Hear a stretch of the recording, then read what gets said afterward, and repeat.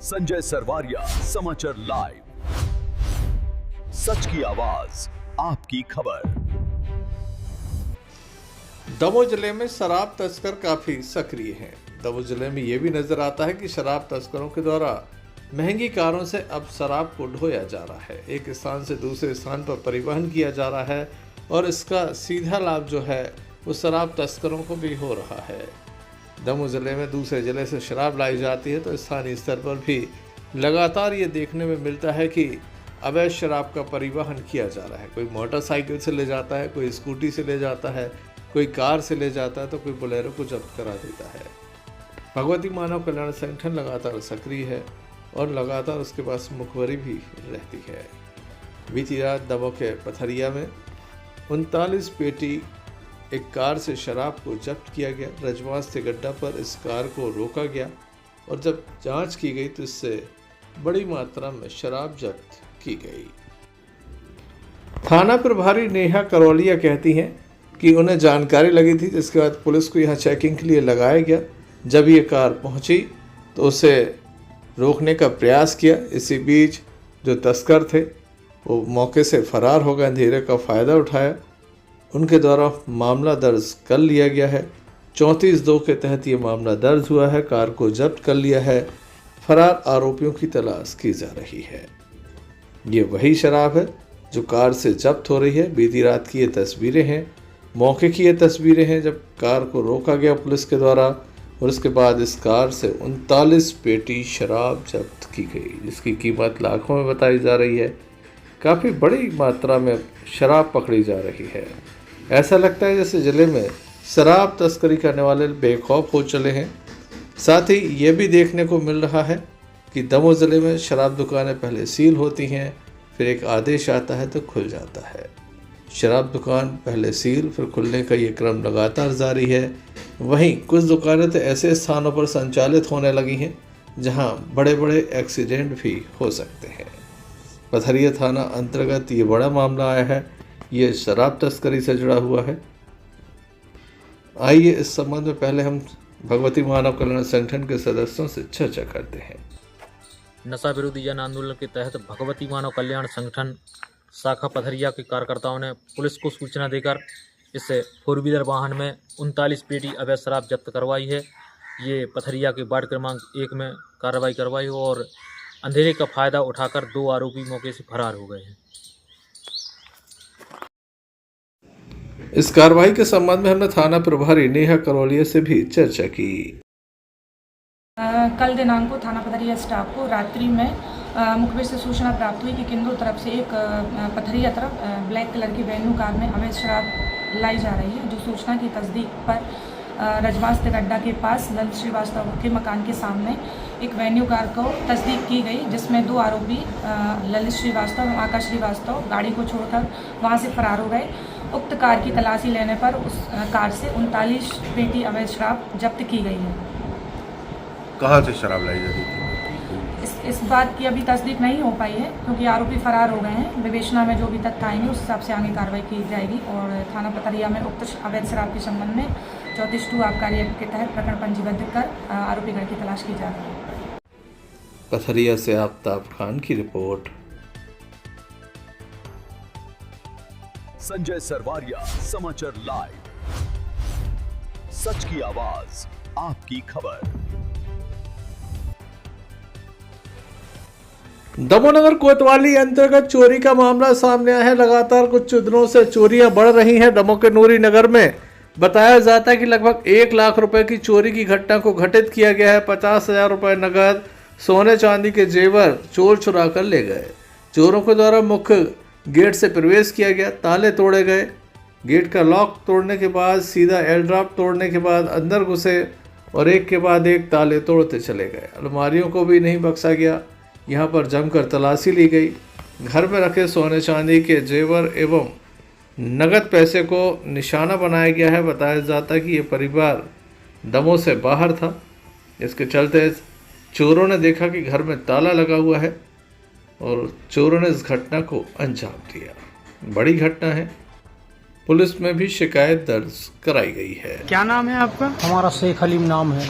किस जगह रहते हैं? बजरिया वार्ड नंबर 8 नूरी नगर दमोह। क्या हो गया, कहाँ गए थे आप लोग? हम लोग गए थे कल दिन में 3 बजे बेलखेड़ा रिश्तेदारी में, तो घर पे पड़ा था ताला। तो जब मोहल्ले वालों ने बताया कि आपका ये ताला टूट चुका है, ये एल ड्रॉप वगैरह, तो फिर हम लोग वहाँ से आए। फिर अभी देखा तो 50,000 रुपये कैश थे, तो वो नहीं है, और एक पायजेब थे इनके कुछ, और सोने उन्हें चांदी की हल्की फुल्की चीज़ें ऐसी 40-50 हज़ार के समथिंग कुछ वो चीज़ें, और कैश मतलब लाख के समथिंग होगा कुछ। किसी पे कोई शक है आपको? अब हमें यहाँ तो किसी के ऊपर शक नहीं है, मोहल्ले के हमारे सब अच्छे लोग हैं, और मैं तो किसी पे भी नहीं अपन लगा सकते कि कौन आदमी है। मोहल्ले के तो हमारे सभी लोग सही हैं। क्या नाम है आपका? समसुन। किस जगह रहती हैं? बजरिया नंबर 8। क्या हुआ है, कहाँ गई थी आप? चोरी हुई है, हम लोग बेलखेड़ा गए थे बहन को देखने, तो रात में चोरी हुई। 50,000 रुपये नगद और पायजेब थी हमारी, और छोटी मोटी चीजें थी बच्चों की। लगभग कितने की चोरी हुई है? लगभग अभी समझ लो 50,000 नगद थी, और पायजेब में हमारे 200-250 ग्राम की। कब गई थी आप लोग? कल 3 बजे निकले हैं घर से। फिर अभी आए थे? जी अभी आए हैं। इन लोगों ने, मोहल्ले वालों ने बताया फोन लगा कर कि आपकी घर चोरी हुई है। दमोह जिले में चोर काफी सक्रिय हैं। एक के बाद एक चोरी की घटनाएं सामने आ रही हैं। देखने लायक होगा पुलिस इस मामले का कब तक खुलासा करती है, कब तक चोरी का माल बरामद करती है। संजय सरवारिया, समाचार लाइव, सच की आवाज, आपकी खबर। दमोह सांसद राहुल सिंह लोधी के द्वारा दमोह के ब्राह्मण समाज को एक बड़ी सौगात दी गई है। उनके द्वारा 10 लाख रुपए से सामुदायिक भवन बनाने का पहले भूमि पूजन किया था। आज इसका लोकार्पण भी किया गया। दमोह के परशुराम टेकरी पर यह कार्यक्रम आयोजित किया गया, जहां पर दमोह सांसद राहुल सिंह लोधी के द्वारा विधि विधान से पूजन अर्चन किया गया। उनके साथ जहां ब्राह्मण समाज के लोग बड़ी संख्या में मौजूद थे, तो वहीं वरिष्ठ नागरिक भी मौजूद थे। यहाँ पर मौजूद पुरोहितों के द्वारा मंत्रोच्चार के साथ विशेष पूजन कराया, और उसके बाद इसका लोकार्पण कार्यक्रम संपन्न हुआ। आइए आपको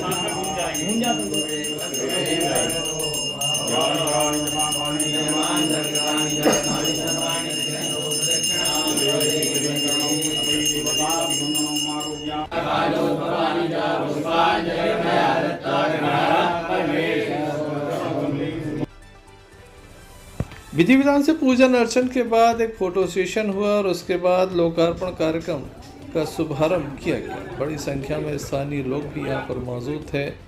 वहीं ये सौगात काफ़ी बड़ी है। ब्राह्मण समाज को दमोह सांसद राहुल सिंह लोधी के द्वारा ये सौगात दी गई है। खास बात यह कि समय सीमा में इसका निर्माण कार्य पूर्ण हुआ है, और उसके बाद इसका आज लोकार्पण कार्यक्रम संपन्न हुआ है।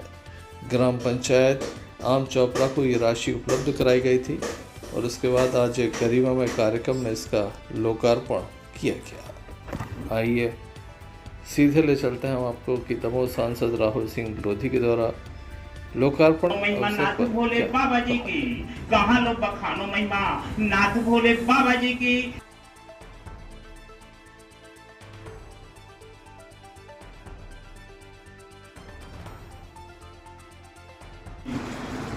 लेकिन काशी विश्वनाथ के महादेव ने ये तय किया था, उज्जैन के महाकाल जी ने ये तय किया था, बाबा सोमनाथ ने ये तय किया था, जब नरेंद्र मोदी जी नाम का व्यक्ति प्रधानमंत्री बनेगा तो उस समय ये महाकाल लोग काशी विश्वनाथ के लोग बने।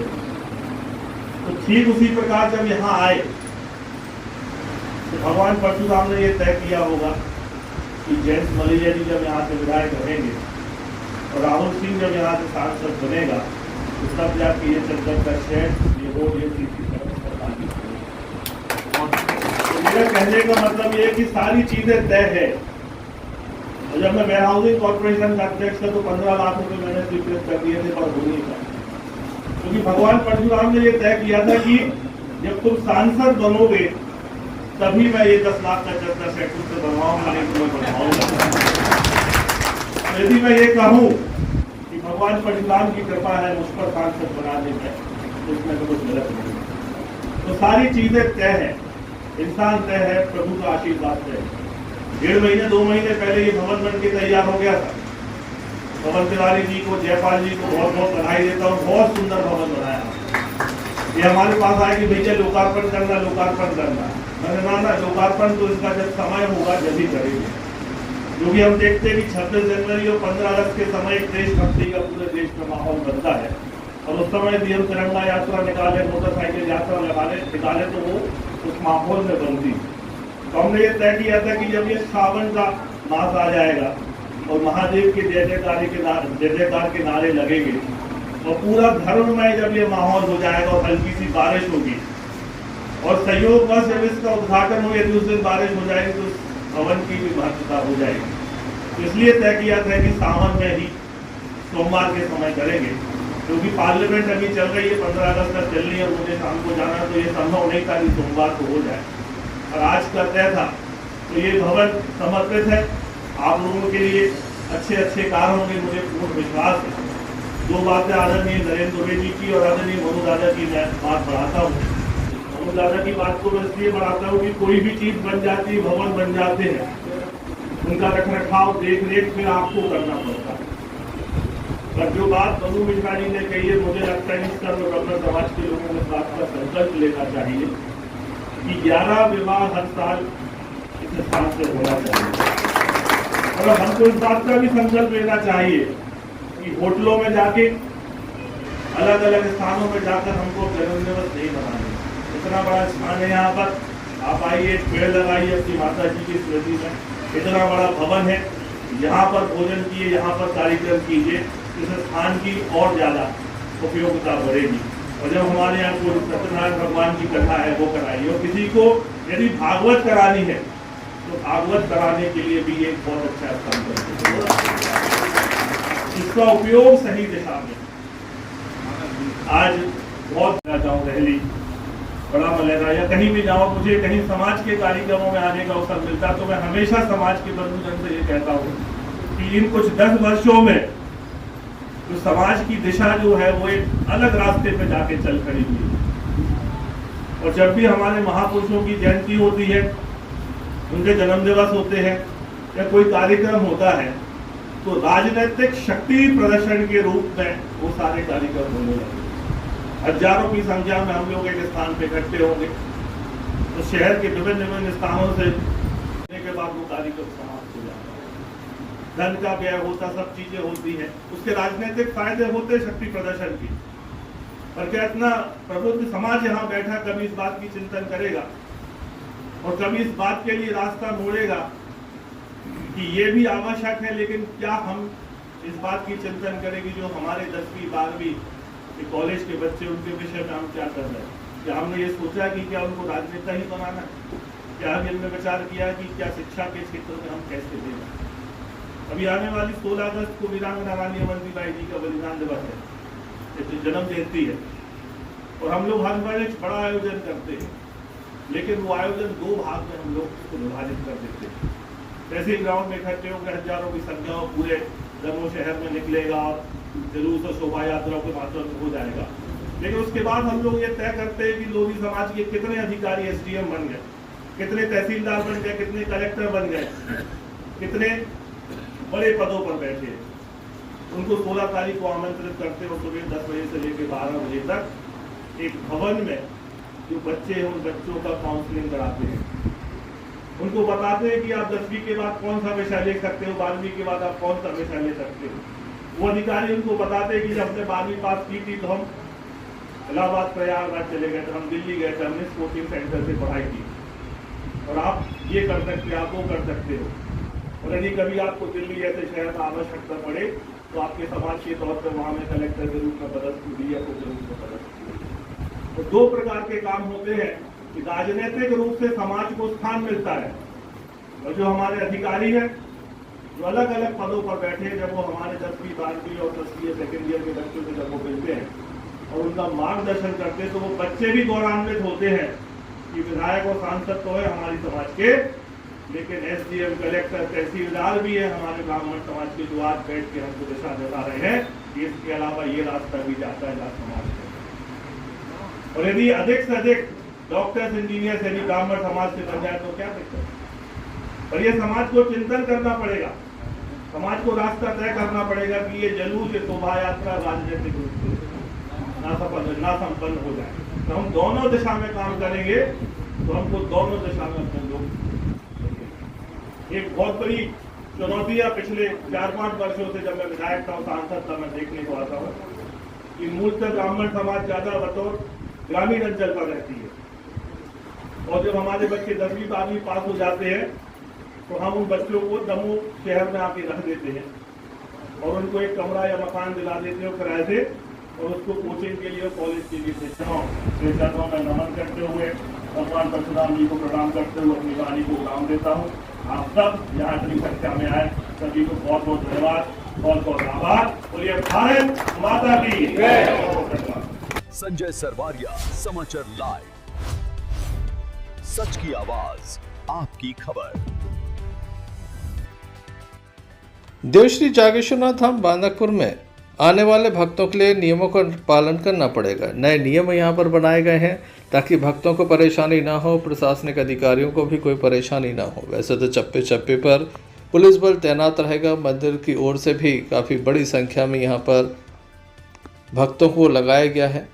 कमेटी के कुछ मेंबर्स के द्वारा यहाँ विशेष इंतज़ाम के दिशा निर्देश भी दिए गए थे।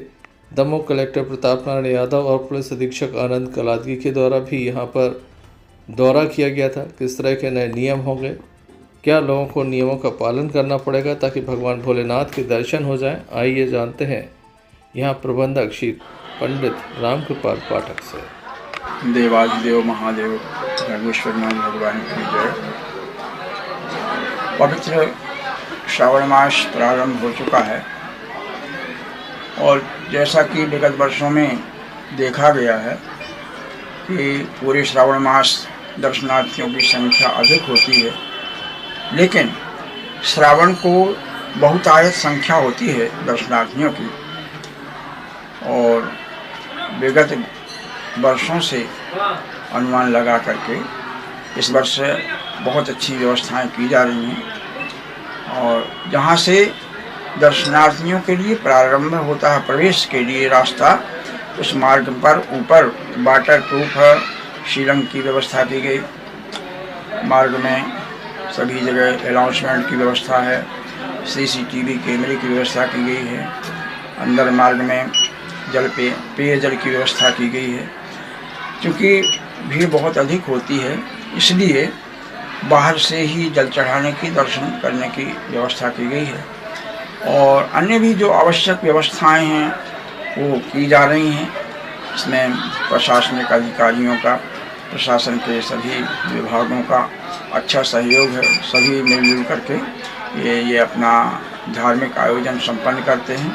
अभी भी सभी प्रकार की व्यवस्थाओं में देख रेख निगरानी बनी हुई है और जहाँ जैसी आवश्यकता है उसमें सुधार किया जा रहा है। प्रतिवर्ष अनुसार इस वर्ष भी सावन के महीने में विशेष यहाँ पर एक अनुष्ठान होता है, उसके संबंध में भी उनके द्वारा हमें जानकारी दी गई। प्रतिवर्ष श्रावण मास में विशिष्ट अभिषेक का आयोजन किया जाता है और यह एकादश दिवस का एक आयोजन होता है। इस वर्ष दिनांक 6 अगस्त से यह विशेष अभिषेक का कार्यक्रम प्रारंभ होगा और 16 तारीख को यह संपन्न होगा। सभी भक्तों से, दर्शनार्थियों से, भगवान जागेश्वरनाथ जी के धाम में पधारने वाले श्रद्धालुओं से आग्रह है कि आप भी उपस्थित हों और इस धार्मिक आयोजन का लाभ लें। आपने जाना किस तरह के नए नियम होंगे और इसके तहत ही आप भगवान भोलेनाथ के दर्शन कर सकते हैं और प्रशासन का सहयोग भी कर सकते हैं। संजय सरवारिया, समाचार लाइव, सच की आवाज, आपकी खबर। दमोह छतरपुर स्टेट हाईवे पर आज लंबा जाम लगाया गया। बताया जाता है कि लगभग 1 घंटे तक ये चक्का जाम चलता रहा। दोनों तरफ सैकड़ों वाहनों की कतारें देखी गईं। दमोह देहात थाना अंतर्गत ये नरसिंहगढ़ आता है। यहाँ पर रहने वाले करण सिंह लोधी की पत्नी सीमा लोधी कुछ दिन पहले अपने वार्ड के ही एक युवक के साथ कहीं चली गई हैं। इस घटना के बाद पुलिस में शिकायत दर्ज कराई थी, लेकिन पुलिस ने ठीक ढंग से उनकी फरियाद को नहीं सुना, न ही गुम हुई पत्नी को ढूंढा, जिसके बाद पीड़ित युवक के द्वारा अप्रिय कदम उठाया जिसमें उसकी मौत हो गई। सुबह पोस्टमार्टम के बाद शव जब परिजनों को सौंपा गया तो परिजनों के द्वारा स्टेट हाईवे पर शव रखकर घंटों तक जाम लगा दिया और पुलिस पर काफ़ी गंभीर आरोप भी लगाए। पुलिस मौके पर पहुंची। दमोह थाना टीआई धर्मेंद्र उपाध्याय के द्वारा उन्हें समझाए। दूसरे को हम लोग गए रिपोर्ट करवे, वो हो गई। फिर उसके बाद एक दिन छोड़ के दूसरे दिन वे लोग मारवे आए। एक को पहचाना तो दो को नहीं पहचाना, उसको नाम बादचंद्र रेखवार। तो इस बॉडी को भी लेके गए तो बादचंद्र रेखवार के पुलिस ने बाहर पकड़े मार दो और इस करण सिंह के भी बाहर पकड़े हला दो और इसको लेके गए दूर। ये बच्ची हो बोले जेल में डाल देंगे, सब मर जाओगे। तो बोलो सही बोलो। तो फिर ये बच्चे ने बोले नहीं कोई नहीं आया, डर गई, रो रही थी, कोई नहीं आया। फिर उनके 2 दिन बाद फिर वो आया, घर में आग लगाई, रास्ता देके गए। वो बादचंद्र रेखवार रास्ता देके गए और मार के गए और बोल के गए कि सुबह दिखना ना चाहिए, न तुम्हारी पुलिस चौकी से दमोह तक लोग लीजिए मास्क के फीस डाले। वो आज फांसी लगा। हाँ। नहीं गुम इंसान कायम है उसमें, है ना, उसमें गुम इंसान कायम है, पुलिस जांच कर रही है। अब जो खत्म हुआ है इसकी कार्रवाई चल रही है, हाँ। है ना, ठीक है, इसमें करवा देते कार्रवाई। क्या कार्रवाई होगी? इसमें FIR होगी। तो अभी गए थे तो यहाँ लिखी नहीं है, यहाँ गए थे तो अभी लिखी नहीं है। हाँ ये हो गया, इसके बाद में बयान करवा दो परिवार वालों की, है ना, और FIR कोई तो गए थे मना कर दिया उन्होंने, कह रहे वकील से करवा रहे ना भाई। देखो उसमें वकील से आप चलो और आप करवाओ तो, और यदि भाई तुम्हें देखो पहले अंतिम संस्कार कर लो, जो यानी सही नियम है ना। अंतिम संस्कार करने के बाद 4 लोग आ जाओ, बयान करें दे रहे, बयान में जो भी आएगा उसके हिसाब से FIR करें दे रहे। और यदि FIR पहले चाहिए है तो चलो तो वहाँ पे बयान करवाओ, FIR करवा लो, जो FIR करवा दो। चलो चलो चलो, अगर सुने होते तो मर तो नहीं। ये बनने बॉडी को यहाँ सड़क पे रखा है ना, तो आप कुछ कार्रवाई चाह रहे होंगे ना, क्या चाह रहे हैं? अब इनको साथ को बता रही है, बाबा के बाप है उन्होंने साहब का पूछ रहे आप क्या चाहते हो वो बताओ। वकील से लिखवा के आओ, FT ऑफिस जाओ, हम घर को देखे थे FT ऑफिस जाके। हम तुम्हारे नौकर नहीं है, दुकान नहीं खोलते। झूठ बोल रहे हैं सर, इनसे ये बोले कि ये पुरानी घटना बता रहे थे, 4-5 दिन पुरानी बता रहे हैं। तो कल भी इसमें कुछ लोगों के द्वारा जाम लगा लिया गया था, क्या कारण? सूचना मिलने पर मेरे द्वारा ग्राम नरसिंहगढ़ में आकर उन लोगों से बातचीत की गई। उनके द्वारा बताया गया कि पुलिस के द्वारा तत्काल कार्रवाई नहीं की गई है, इसलिए उनके द्वारा जाम लगाया गया। तो पुलिस से संपर्क करके उनकी तत्काल कार्रवाई की गई है, उनकी वैधानिक कार्रवाई कराकर पुलिस में रिपोर्ट दर्ज कराई गई है और पुलिस द्वारा उनके बयान भी लिए गए हैं, FIR दर्ज कराई गई, उनको कापी भी दी गई है। जाम लगाने का कारण क्या है? जाम लगाने का कारण मेरे को जानकारी प्राप्त हुई है कि करण सिंह जो मृतक है, आत्महत्या जो की गई है, उनकी पत्नी किसी अन्य के साथ भाग गई है, ऐसा उन्होंने बताया। तो उससे दुखित होकर के करण सिंह द्वारा आत्महत्या की गई है। मामला बेहद ही गंभीर है, आरोप भी गंभीर है। इस संबंध में हमने दमोह थाना प्रभारी धर्मेंद्र उपाध्याय से चर्चा की।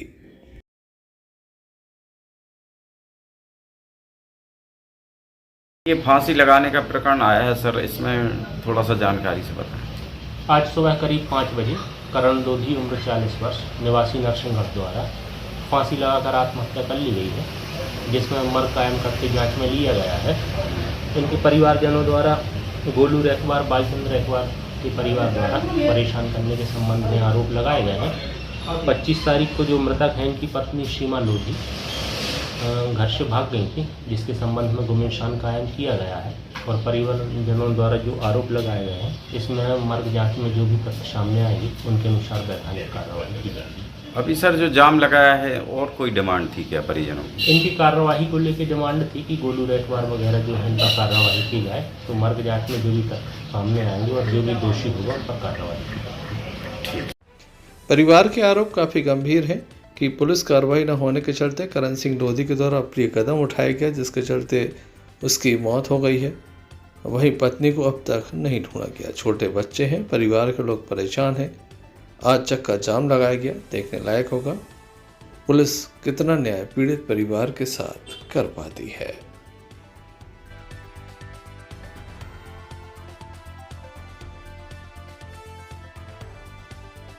संजय सरवारिया, समाचार लाइव, सच की आवाज, आपकी खबर।